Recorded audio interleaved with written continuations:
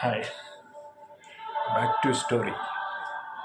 It's my story, not other story ಅಲ್ವಾ.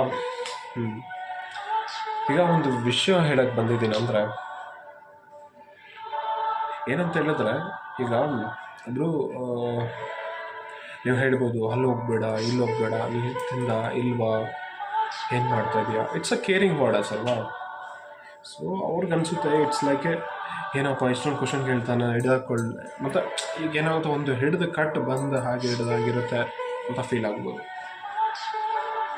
But ಎಲ್ಲೋ ಅವ್ರಿಗೂ ಅನಿಸ್ತಾ ಇರುತ್ತೆ ನನ್ನ ಸ್ಪೇಸು